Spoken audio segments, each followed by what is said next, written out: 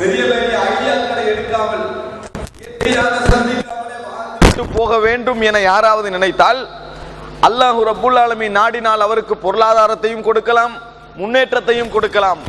அவருடைய இந்த உலக வாழ்க்கை அதனால் பெரிதாக பாதிக்கப் போவது இல்லை. அதனால் முதலாவது ஒரு விஷயத்தை நாங்கள் புரிந்து கொள்ள வேண்டும். நாங்கள் சிந்தனை செய்யாமலா இவ்வளவு முன்னேறி இருக்கிறோம்? நாங்கள் சிந்தனை செய்யாமலா பொருளாதாரத்தில் இந்த இடத்தை அடைந்திருக்கிறோம்? நாங்கள் சிந்தனை செய்யாமலா எனது குடும்பம் இந்த அடிப்படையில் இருக்கிறது? நான் சிந்தனை செய்யாமலா இப்படிப்பட்ட ஒரு அழகான வாழ்க்கையை பெற்றிருக்கிறேன் என்று யாரும் நினைத்து விடக்கூடாது. அன்புள்ள சகோதரர்களே, அல்லாஹு தாலா கெட்டவர்களுக்கும் அழகான வாழ்க்கை இந்த உலகத்திலே கொடுப்பான். நல்லவர்களுடைய வாழ்க்கை அல்லாஹு தாலா சில வேளை உருக்குலைத்து சோதிப்பான். அப்படியெல்லாம் இந்த உலகத்தில் நடக்க வாய்ப்புண்டு. எனவே முதலாவது ஒரு அடிப்படையாக நாங்கள் தெரிந்து கொள்ள வேண்டிய விஷயம், சிந்தனை என்பது, யோசித்தல் என்பது இந்த உலகத்தில் இஸ்லாம் தூண்டுவதெல்லாம் அற்பமான சொற்பமான ஒரு குறுகிய கால எல்லை கொண்ட வாழ்க்கைக்கு அப்பால் ஒரு நிரந்தரமான, நாம் எதற்காக படைக்கப்பட்டிருக்கிறோமோ அப்படிப்பட்ட ஒரு உயர்ந்த வாழ்க்கை ஒன்று இருக்கிறது என்பதை கண்டுகொள்வதற்கும், என்பதை உளரீதியாக உணர்ந்து கொள்வதற்கும், அதன் பால் நடப்பதற்குமான ஒரு தூண்டுதலாகத்தான் குர்ஆனும் ஹதீஸும் அடிக்கடி சிந்திக்க சொல்வதை நாங்கள் பார்க்கிறோம்.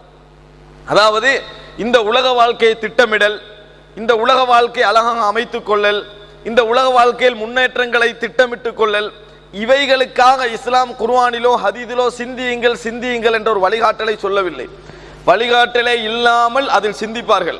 ஏனென்றால் அவர்களுக்கு லாப நஷ்டங்கள் தெளிவாகவே என்ன செய்யும், அவர்களுக்கு தெரியும். லாப நஷ்டங்கள் என்பதை அவர்கள் கண்ணூடாக கண்டு கொண்டிருக்கிறார்கள். ஆனால் மறுமையின் லாப நஷ்டங்களை பொறுத்தவரைக்கும் எவர் சிந்தனைக்கு இடம் கொடுத்தாரோ, சிந்திப்பதற்காக ஒரு இடத்தில் உட்கார்ந்தாரோ, சிந்திப்பதற்காக சில மணி நேரங்களை ஒதுக்கினாரோ, சிந்திப்பதற்காக தூக்கத்தை விட்டு எழுந்தாரோ, சிந்திப்பதற்காக சூழல்களை படித்தாரோ, அவரால் மாத்திரம்தான் மறுமை நாளுடைய வாழ்க்கையை கண்டுகொள்ள முடியும். மறுமை நாளுடைய வாழ்க்கையில் தனது நிலையை எடை போட்டுக் கொள்ள முடியும். அதை வைத்து வாழ்க்கையில் மாற்றங்களை செய்து கொள்ள முடியும். யாக அன்புள்ள சகோதரர்களே, சிந்தித்தல் என்று குர்ஆனும் சுன்னாவும் அடிக்கடி சொல்வது என்ன தெரியுமா? உங்களுக்கு ஒரு வாழ்க்கை நான் அமைத்திருக்கிறேன். அது நீங்களாக கேட்ட வாழ்க்கை அல்ல, நீங்களாக அமைத்து கொண்ட வாழ்க்கை அல்ல, நீங்கள் இருக்கின்ற பூமி நீங்களாக ஏற்படுத்தி கொண்ட ஒரு சூழல் அல்ல, நான் ஏற்படுத்தி இருக்கிறேன். சிந்தனை செய்தோ செய்யாமலோ உங்களுக்குரிய காலம் உங்களுக்கு கிடைக்கும். அல்லாஹ் எப்படி சொல்வது போன்றிருக்கிறது தெரியுமா? சிந்தனை செய்யாமலே உங்களது வாழ்க்கை உங்களுக்கு கடக்கும். சிந்தனை செய்யாமலே நீங்கள் அதில் வாழத்தான் போகிறீர்கள். உங்களுக்குரிய உணவு உங்களுக்கு கிடைக்கும், உங்களுக்குரிய ஆடைகள் உங்களுக்கு கிடைக்கும், உங்களுக்குரிய சந்தோஷங்கள் உங்களுக்கு கிடைக்கும். ஆனால் எதை சிந்தியுங்கள் அல்லாஹ் தஆலா சொல்கிறான் தெரியுமா? எதையெல்லாம் நான் உங்களுக்கு ஏற்பாடு செய்து தந்திருக்கிறேனோ அதை அல்ல.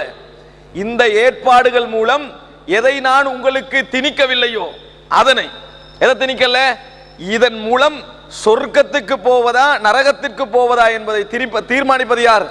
நாங்கள் தான். அதை சிந்தித்துக் கொள்ளுங்கள். இதை பயன்படுத்தி எந்த இடத்திற்கு நீங்கள் போக போகிறீர்கள், எப்படி அமைத்துக் கொள்கிறீர்கள் என்பதை சிந்தித்துக் கொள்ளுங்கள் என்பதைத்தான் குர்ஆனும் சுன்னாவும் அடிக்கடி சிந்தனை என்கின்ற பகுதியில் தூண்டுவதை நாங்கள் பார்க்கிறோம். அன்புள்ள சகோதரர்களே, இந்த தலைப்பை முன்வைப்பதற்கான அடிப்படை காரணம் என்ன தெரியுமா? இன்று உள்ள சிக்கல் என்ன தெரியுமா? வெள்ள ஓட்டத்தில் சருகுகள் எப்படி அடிபட்டு போகிறதோ அது போன்றுதான் எங்களோட வாழ்க்கையை நாங்கள் அமைச்சு வச்சுக்கிறோம். எங்களை போனாலும் திசை திரும்பிட்டு போறது. அப்படி போற வழியில் ஒரு பயான் நடக்குது, கேட்டுட்டு அப்படியே போறது. வணக்கம் உங்களுக்கு. இப்போ பயான் ஒன்று நடக்குதுன்னு வைங்களே, அப்படி போற வழியில் ஒரு பயான் நடக்குது, ஒரு அரை ஹவர் ஃப்ரீ டைம் இருக்குது, கேட்கறது போறது. அதுல என்ன சொன்னாங்க, அதுல என்ன மாற்றம் தேவை என்பதை பற்றி கொஞ்சம் சிந்திப்போம் என்று உள்ளத்துல சொல்லும். நாளைக்கு வேலையை முடிச்சுட்டு சிந்திப்போம். நாளைக்கு ஒரு வேலை ஒன்றைக்கு அவசரம், அதை முடிச்சுட்டு இது யோசிப்போம். ஒருவர் முக்கியமான ஒரு விஷயத்துக்காக, ஒரு பொது வேலைக்காக தர்மம் கேட்கிறான், நாளைக்கு ஒரு செக் மாற வேண்டியிருக்குது, அதை முடிச்சுட்டு சிந்திப்போம். வணங்கிட்டானே, ஒரு பொது வேலைக்காண்ட ஒரு தர்மம் கேட்கப்படுது, நான் வீடு கட்டிக்கின்றேன், அதுல 2வது தட்டு முடிஞ்ச பிறகு சிந்திப்போம். அப்ப என்ன விளங்குது உங்களுக்கு? சிந்தனை செய்ய யாரும் தயாராக இல்லை. சிந்தனை செய்ய யாரும் தயாராக இல்லை. காரணம், அவரது அன்றைய வாழ்க்கை பிஸியாக இருப்பது. வணங்கிட்டா, அவரது அன்றைய நிமிஷம் பிஸியாக இருப்பது. அன்புள்ள சகோதரர்களே, எனவே உலக வாழ்க்கை பற்றி எல்லாம் இஸ்லாம் சிந்திக்க சொல்வது. இது போய்கொண்டே இருக்கும். இந்த பிஸிக்கு மத்தியில், இந்த வேலைப்பளுவுக்கு மத்தியில் கொஞ்சம் நேரம் ஒதுக்கி, என்னதுக்காக நான் இப்படி பாடுபடுகிறேன், எதற்காக நான் இப்படி கஷ்டப்படுகிறேன், எதற்காக வேண்டி இப்படி நான் உழைக்கிறேன், எதற்காக வேண்டி நான் இப்படி போராடுகிறேன், இந்த நோக்கம் என்ன, எப்பொழுது நான் இறைவனை முறையாக வணங்குவது, எப்பொழுது நான் இறைவனுக்காக தர்மம் செய்வது, எப்பொழுது என்னில் மாற்றங்கள் வருவது என்ற சிந்தனைக்கு முதல்ல இடம் கொடுக்கணுமே. நிறைய பேர் மாறணும்னு நினைக்கிறாங்க, மூளையிட ஒரு ஓரத்தில் அது இருக்குது. எது? மூளையிட ஒரு ஓரத்தில் நான் மாறணும் அப்படின்னு ஒரு துளியில இருக்குது. ஆனா அவருக்கு மாறுறதுக்கு டைம் இல்லை, மாறுறதுக்கு டைம் இல்லை. அவ்வளவு பிஸி, தொழில பிஸி, ஊடு கட்டுறதுல பிஸி, படிப்பு வைக்கிறதுல பிஸி, கடனை முடிக்கிறதுல, எல்லாம் உலக விஷயத்துல சரியான பிஸி ஆகிக்கிறாரு. இது அவருடைய உள்ளத்துல அவர் சொல்லாமலே வச்சுக்கிற என்ன தெரியுமா, இதெல்லாம் முடிஞ்ச பிறகு இன்ஷா அல்லாஹ் நான் என்ன செய்வோம், மாறுவோம். அது எப்ப முடியும்னு நினைக்கிறீங்க நீங்க? ஒரு 55, 60, 64வது வயசுல கொஞ்சம் எல்லா பிரச்சனையும் முடிஞ்சிருக்குமே, அப்ப தொழுவாரு. கொஞ்சம் அப்பயும் அந்த பிளானிங் இல்லை, அப்ப தொழுவாரு, அப்ப நோன்பு பிடிப்பாரு. அந்த மாதிரி ஒரு கட்டம் எல்லா மனிதர்களும் ஒதுக்கி கண்டிக்கிறாங்க. ஆனால் இது எப்ப மாறும் தெரியுமா? இந்த நிலை மாறணும்டா ஒரு அவர் எங்களோட வாழ்க்கையில சிந்திக்கிறதுக்கு ஒரு கிழமைக்காவது இருக்கணும். இருந்து சிந்திப்பது உண்டா? கொஞ்ச நேரம் இருந்து நான் எப்படி வாழ்கிறேன் என்று சிந்திக்கின்ற வளமை எங்களுக்கு உண்டா? இல்லை சகோதரர்களே. இதனால் எங்களுக்கும் மார்க்கத்துக்கும் இடையிலும் ஒரு பெரிய ஒரு இடைவெளி விழுந்திருப்பதை பார்க்கிறோம். எண்ணங்களில் இஸ்லாம் இருக்கிறது. எல்லார்ட்டையும் கேளு பாருங்க பாப்போம். நல்ல விஷயங்களை மறுக்க யாரும் தயாராக இல்லை, நல்ல விஷயங்களை செய்வதை மறுப்பதற்கு யாரும் தயாராக இல்லை. எல்லாரோட எண்ணங்கள்ல இஸ்லாம் இருக்குது. செய்யறதுக்கும் அவங்களோட எண்ணங்களுக்கும் இடையில பெரிய ஒரு 20 வருஷ இடைவெளி ஒன்று இருக்குது. அதை செயல்படுத்துவதற்கும் அந்த எண்ணங்களுக்கும் இடையில் ஒரு பெரிய ஒரு இடைவெளி இருப்பதை பார்க்கிறோம். இதனால் என்ன கவலை தெரியுமா? இந்த சமுதாயத்தில் மார்க்கத்தில் நல்லெண்ணம் இருந்தும் கூட சுயநலம் மேலோங்கி இருப்பதை பார்க்கிறோம். சோர்வு மனப்பான்மை சமூக ரீதியாகவும் தனிப்பட்ட ரீதியாகவும் மேலோங்கி இருப்பதை பார்க்கிறோம். மார்க்கத்தை முற்படுத்தல் என்பதிலிருந்து நிறைய பேர் பின்வாங்குவதை பார்க்கிறோம். மார்க்க கண்ணியம் அடையாளங்களை ஒரு அகௌரவமாக நினைப்பதை பார்க்கிறோம். என்ன காரணம் சொல்லுங்க பாப்போம்? எல்லாம் இந்த பொருளாதார நோக்கத்தை கொஞ்சம் தற்காலிகமாக இடைநிறுத்தி வைப்பதற்கு தயார் இல்லை என்பதனால். ரசூலுல்லாஹி ஸல்லல்லாஹு அலைஹி வஸல்லம் அவர்கள் சொல்லுகிறார்கள், யுஸ்பிஹு முஃமினன் வ யும்சி காஃபிரா வ யும்சி முஃமினன் வ யுஸ்பிஹு காஃபிரா யபிஉதுனஹு பிஅர்லின் மினத் துன்யா. ரசூல் ஸல்லல்லாஹு அலைஹி வஸல்லம் அவர்கள் சொல்கிறார்கள், காலம் ஒன்று வரும், காலையில் முஃமினாக இருப்பவர் மாலையில் காபிராக மாறுவார், மாலையில் காபிராக இருப்பவர் காலையில் முஃமினாக, மாலையில் முஃமினாக இருப்பவர் காலையில் காபிராக மாறுவார். ஒருத்தருக்கு அர்த்தம் என்ன சொல்லுங்க? ஒரே ஆள் தான் காலையில முஸ்லிம் அந்திக்கு காபிராகிறார், மறுபடி காலையில முஸ்லிம் அந்திக்கு முஸ்லிமா இருக்கிறாரு, காலையில காபிராகிறார். என்ன காரணம்? மார்க்கத்தில் அவர் எங்க போறாரு வாராட்டெல்லாம் தெரியும், அவருக்கு ஒன்று மட்டும் தெரியும், யபிஉதீனஹு பிஅர்லின் மினத் துன்யா. ஒரு உலகத்துக்காக வேண்டி மார்க்கத்தை விற்பார், உலகத்துக்காக வேண்டி மார்க்கத்தை விற்கக்கூடிய. நான் இதுல இஸ்லாத்துக்குள்ள இருக்கிறேனா இல்லையா, வெளியே போறேனா வாரனா என்பதை பற்றி அவருக்கு முக்கியம் இல்லை. எனது பொருளாதாரத்தை பாதுகாத்துக் கொள்ளணும், இன்ஷா அல்லாஹ் மாறுவோம். எப்படி முடிப்போம்? முடிச்சிட்டு மாறுவோம். யாருக்கும் அதான் சொன்னே, எண்ணங்கள் நல்லா இருக்குது, நான் நல்லா வாழணும் என்ற எண்ணங்கள் இருக்குது, மார்க்கத்தோடு இருக்கிற எண்ணம் இருக்குது. இந்த கல்யாண பிரச்சனையை முதலா முடிச்சிருவோம், மகளோட பிரச்சனையை முதலா முடிச்சிருவோம், வீட்டு பிரச்சனையை முதலா முடிச்சிருவோம், பிசினஸ் பிரச்சனையை முதலா முடிச்சிருவோம், கடை பிரச்சனையை முதலா முடிச்சிருவோம், அதுக்கு பிறகு மாறுவோம். அப்ப எல்லா பயானும் கேட்காலும் எல்லாத்தையும் வச்சுக்கிறாங்க ரெக்கார்ட் பண்ணி. எதுல? அதுக்கு பிறகு மாறுவோம் இடத்துல. எங்க வச்சுக்கிறாங்க தெரியுமா? நான் கேட்ட இந்த தலைப்பெல்லாம் மாற வேண்டிய தலைப்பு தான். இந்த 20 வருஷ பிரச்சனை முடிஞ்சு 21ஆம் வருஷம் மாறுவோம். சிந்திக்க யாரும் ரெடி இல்லை. கொஞ்சம் நின்று நாளைக்கு நான் மவுத்தாகினா என்ன, இந்த செகண்ட் நான் மவுத்தாகினால் என்ன, நான் என்னென்ன வேலைகளை எல்லாம் முடிக்க நினைக்கிறேனோ அதை முடித்து விட்டு போவேனா அல்லது முடிக்க முந்தி போவேனா, என்ன உத்தரவாதம்? தயாரில்லை. ஒரு செகண்ட் இருந்து சிந்திக்க தயாரில்லை சகோதரர்களே. ஆனால் அல்லாஹ் ரப்பல் ஆலமீன் குர்ஆனிலே முஸ்லிம்களுடைய முக்கியமான பண்பாக சொல்கிறான், வயதஃபக்கரூன ஃபீ ஹல்கிஸ் ஸமாவாதி வல் அர்த். வானங்கள் பூமி படைக்கப்பட்டவைகளை பற்றி அவர்கள் யோசிப்பார்கள், சிந்திப்பார்கள். எப்படி எப்படியெல்லாம் சிந்திப்பாங்க தெரியுமா? நின்று கொண்டு, சாய்ந்து கொண்டு, படுத்த வண்ணம் அவர்கள் சிந்திப்பார். சிந்தனை அவங்ககிட்ட இருக்கும். அப்படியே சிந்திச்சா என்ன முடிவு வரும் சொல்லுங்க பார்ப்போம். ஒரு மனிதன் தலையணையில் சாய்ந்து கொண்டு, நான் இப்படி உழைக்கிறேனே, இப்படி கஷ்டப்படுறேனே, ஓடி ஆடுறேனே, என மனசுல ஒரு நிம்மதி இல்லையே, அல்லாஹு தஆலா வானங்கள் பூமியெல்லாம் படைச்சது இதுக்கு மட்டும்தானா என்று கொஞ்சம் ஒரு அரவரம் யோசிக்க ஆரம்பிச்சானுவீங்களே, கடைசி என்ன வார்த்தை வரும் தெரியுமா? சுபஹானக ரப்பனா மா ஹலக்த ஹாதா பாத்திலா. யா அல்லாஹ், இவைகள் அனைத்தையும் நீ விளையாட்டாக படைக்கவில்லை, வீணுக்காக என்ன செய்யவில்லை, படைக்கவில்லை. அல்லாஹு தஆலா கேட்கிறான், அஃப ஹஸிப்தும் அன்னமா ஹலக்னாகும் அபஸன், உங்களை வந்து விளையாட்டாகவும் வேடிக்கையாகவும் நாங்க படைச்சோன்னு நீங்க நினைக்கிறீங்களா அப்படின்னு கேட்கிறான். சும்மா டைம் போக்குக்காக வேண்டி படைத்தோம் என்று நீங்க நினைக்கிறீர்களா என்று சொல்லி அல்லாஹ் ரப்பல் ஆலமீன் கேட்கிறான். அப்ப அன்புள்ள சகோதரர்களே, இந்த முன்னுரை எதற்கு தெரியும்? நம்ம கொஞ்சம் எங்கட உள்ளங்களுக்கும் நாங்கள் செயல்படுத்த வேண்டும் என்று நினைக்கின்றவைகளுக்கும் இடையில் ஏன் இவ்வளவு பெரிய இடைவெளி இருந்து கொண்டிருக்கிறது என்று நீங்கள் யோசித்து பார்ப்பீர்கள் என்றால், ஒரு நிமிடம் நாங்கள் சிந்திக்க மறுப்பதுதான் காரணம். எதையும் தள்ளி போடுவது, எதையும் பிற்போடுவதுதான் காரணம். அல்லாஹ் தஆலா சொல்வதை போன்று என்ன, அதாவது அல்ஹாக்குமுத் தகாசுர் ஹத்தா ஸுர்துமுல் மகாபிர், அதிகமாக தேடுதல் என்கின்ற அந்த எண்ணம் எங்களை அதாவது பராக்காக்கி கொண்டே இருக்கிறது கபறுகளை சந்திக்கின்ற வரைக்கும், கபறுகளை சந்திக்கின்ற வரைக்கும் என்று அல்லாஹ் தஆலா சொல்லி காட்டுகிறார். அன்புள்ள சகோதரர்களே, நான் சொன்னேனே, இந்த மனப்பான்மையால், இந்த ஆடம்பர மனப்பான்மையால் என்ன நடந்திருக்கிறது தெரியுமா? உள்ளத்தில் எல்லாம் மார்க்கத்தை பின்பற்றுகிறானே அவனது உள்ளத்திலும் இந்த சமுதாயத்தை பார்த்து ஒரு சோர்வு, அது மாத்திரமல்ல சமூக சோர்வு, தனிப்பட்ட மனிதன் சுயநலம் என்று எல்லாம் மிதமிஞ்சி போயிருப்பதை பார்க்கிறோம். எந்த அளவுக்கு ஆகிட்டு தெரியுமா?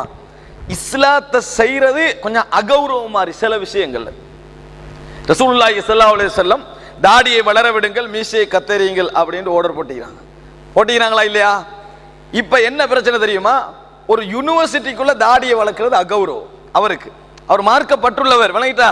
யூனிவர்சிட்டி முடிஞ்சிட்டு என்ன செய்வோம்? வளர்ப்போம். யூனிவர்சிட்டி தடையெல்லாம் இல்லை, தடை இருக்கிற இடத்துல ஒரு ஆள் தடுமாறுறான்னு வைங்களேன், அது ரெண்டாவது கட்டம். இந்த மனோநிலை எங்க போய் விட்டுருக்கேன்னு சொன்னால், ஒரு படிச்சவங்களுக்கு மத்தியில தாடியை வளர்த்துட்டு இருக்கிறதா? இது ஒரு பாபேரியன் காலம் என்று நினைக்க மாட்டாங்களா? முடிச்சிட்டு என்ன செய்வோம்? நாங்க வளர்ப்போம். ஒரு ஹோட்டல்ல போய் சாப்பிட்டா ரசூலுல்லாஹி ஸல்லல்லாஹு அலைஹி வஸல்லம் என்ன சொல்லிக்கிறாங்க? நீங்க வந்து கையை வாஷ் பண்ணவானா, எடுக்கவானா, சாப்பிட்டு முடிந்தவன் உங்கள் விரல்களை சுவைக்கும் வரைக்கும். ஹோட்டல்ல போய்த்துட்டு சுவைக்க ஒரு மாதிரி என்ன நினைப்பான்? ஆனா அவன் ஆல்கஹால் போத்தல, என்னது சாராய போத்தல முன்னால வச்சு குடிக்கிறான், அதை சிகரெட்டை முன்னால அடிக்கிற போட் போட்டிருந்தோம், அதை பத்தி அவன் கணக்கு எடுக்கிறான். இல்ல, நம்மளுக்கு ரசூலுல்லாஹ் அங்க சொன்ன அந்த விரலை சுவைத்தல் என்ற சுண்ணாவை செய்யறது அகௌரவம். ஏன் அகௌரவம் சொல்லுங்க? நாங்க கொஞ்சம் புறவு செய்வோம். எத்தனையோ வட்டிக்கு எடுத்துட்டு இது விரல் சுவைக்கிறதான முதலாவது அப்படி என்று என்னது, அப்படி உள்ளத்துல எல்லாமே பிற்போடுகின்ற தன்மையால கஷ்டம். நிறைய பேர் என்னது, அபாயா போடுறதுக்கு விருப்பம், ஆனா வெறும் பிளேன் அபாயா போட்டா என்ன நினைப்பாங்க? நம்மகிட்ட வசதி இருக்குதா இல்லையா? இவ்வளவு வசதி இருக்குது, இதுல நம்ம அபாயால காட்டணுமா இல்லையா கொஞ்சமாவது? அப்போ ஒரு 3000 ரூபாய் அபாயா வந்து ஏழைகளுக்கு, 2500 ரூபாய் அபாயா வந்து ஏழைகளுக்கு. எனக்கு ஒரு 10,000 அபாயா இருந்தா தான் ஏண்ட வசதி அதுல விளங்கும். இருக்குதா இல்லையா? எம்ப்ராய்டிங்குக்கு 50 லட்சம் செலவழிச்சு தைரியமா மெஷினை இறக்கலாம் ஸ்ரீலங்காக்கு. ஏன்? அப்பதான் அது ஆடம்பரம், தரஃப். இன்னைக்கு மாறி இருக்கிறது என்ன தெரியுமா? மார்க்கத்தால் கண்ணியம் தேடுகள் என்ற மன உணர்வுகள் குறைவு. எல்லாத்தையும் வச்சு உலகத்திற்காக மார்க்கத்தை விற்றல் என்ற நிலைமை ஆகி. உங்களுக்கு தெரியுமா, அபாயா தயாரிக்கிற யார் தெரியுமா? அதாவது ஆச்சரியமா இருக்குது, இத்தாலியில ஆஸ்திரேலியாவில் இருக்கிற ஒரு யூத பெண்மணி, பெரிய கம்பெனி, கூடுதலாக இறக்குமதி செய்யறது வந்து ஒரு யூத கம்பெனில இருந்து அவங்க புதுசா அறிவிக்கை உடுத்திக்கிறாங்க. என்ன தெரியுமா? நாங்க இப்ப அதாவது விளையாட்டுக்கு ஏற்ற மாதிரியான அபாயா தயாரிக்க போறோம், விளையாட்டுக்கு ஏற்ற மாதிரி ஒரு அபாயா. அப்ப அது வரவேற்கிறாங்க முஸ்லீம்கள் கொஞ்சம் பேர் சேர்ந்துக்கிறது. நல்ல ஐடியா, நல்ல ஒரு முயற்சியை நீங்க செஞ்சுட்டு வாரீங்கன்னு சொல்லி வரவேற்கிறாங்க. என்ன விளங்குதா உங்களுக்கு? இங்க யாரும் என்னது அல்-இஅ்திஸாஸு பில் இஸ்லாம், இஸ்லாத்தின் மூலம் தான் கண்ணியம் தேடுறதுன்றது விருப்பம் குறைவு, அது ஒரு அவமானம் மாதிரி, அது ஒரு அகௌரவம் மாதிரி. ஆனா பாவங்களின் மூலம் கண்ணியம் தேடுதல் எப்படி? ஒரு கடன் அட்டைகளை, கிரெடிட் கார்டை தூக்கி போடுறதுல கொஞ்சம் பேருக்கு சந்தோஷம், விளங்கிட்டானே? கடன் எடுக்கிறேன்றது சந்தோஷம். அது மாத்திரமல்ல, எதெல்லாம் பேங்கோட தொடர்புள்ள கார்டுகளோ அதை தூக்கி போடுறதுல சந்தோஷம். என்ன நினைக்கணும்? நான் நிர்பந்திக்கப்பட்டிருக்கிறேன், வழி இல்லாம இருக்கிறேன், இப்படி செஞ்சு கண்டிக்கிறேன், என்ன செய்யணும் மறைக்க பாடுபடாம என்ன செய்யறான் தெரியுமா? அதை காட்டுறதுக்கு பாடுபடுறான், அதான் அவருக்கு கௌரவம். ஆனா இஸ்லாத்தின் அடையாளங்களை கொண்டு கௌரவப்படுத்துவது நிறைய பேருக்கு இன்று விருப்பம் இல்லாமல் இருப்பதை பார்க்கிறோம். அன்புள்ள சகோதரர்களே, இதெல்லாம் எதனால வந்து நினைக்கிறீங்க? எங்கட மனதுக்குள் இஸ்லாத்தை நடைமுறைப்படுத்த வேண்டும் என்ற ஆசை இருக்கிறது, எண்ணம் இருக்கிறது. ஆனா அதற்கும் நடைமுறைப்படுத்துவதற்கும் இடையில் ஒரு பெரிய பிசி, உண்மையா இல்லையா?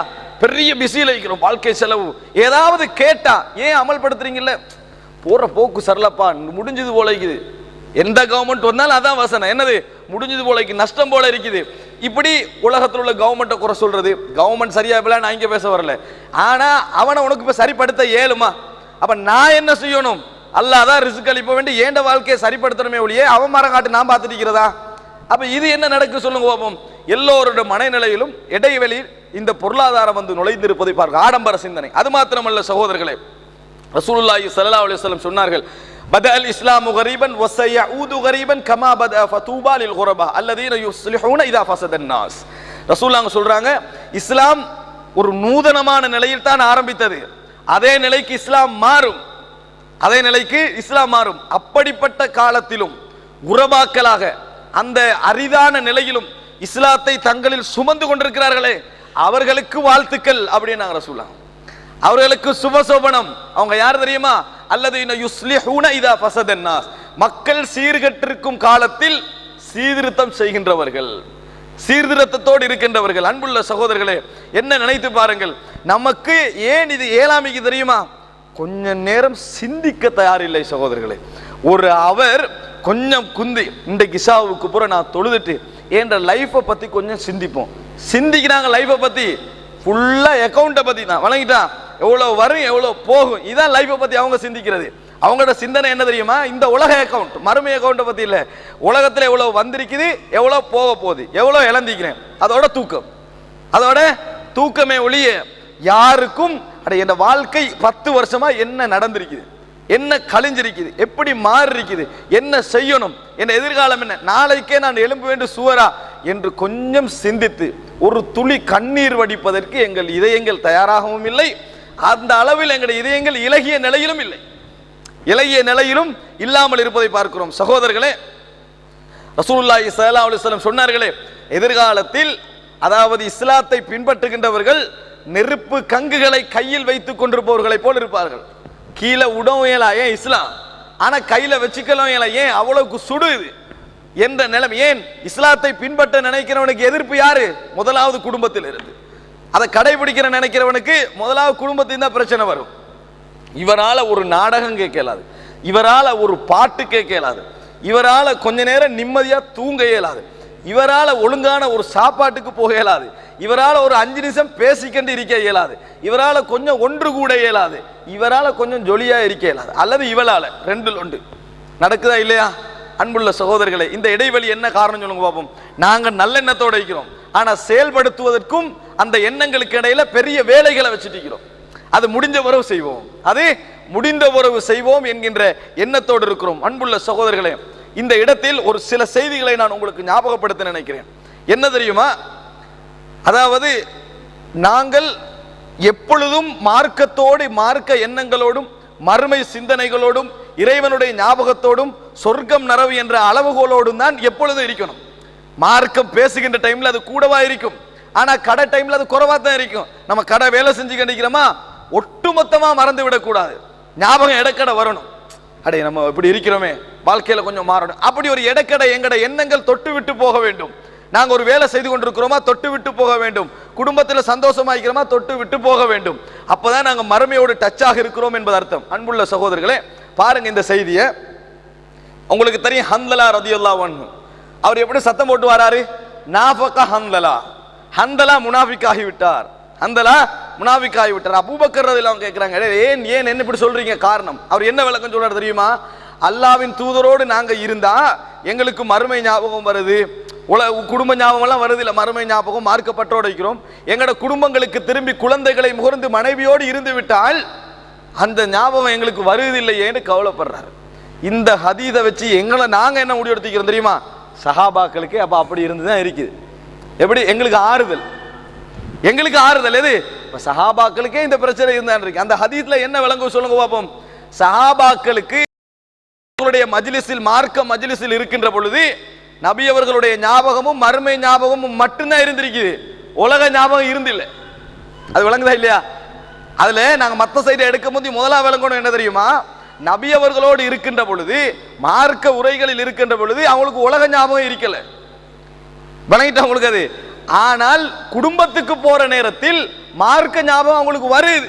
அதனாலதான் வேதனைப்பட்டு ஓடி வராங்க, அல்லாஹ்வின் தூதரே அந்த பவர்ல இல்லையே, உங்களோட இருக்கக்குள்ள எப்படி இருக்குது அப்படி இல்லையேன்னு வராங்க. ஆனா எங்கட பிரச்சனை என்ன தெரியுமா?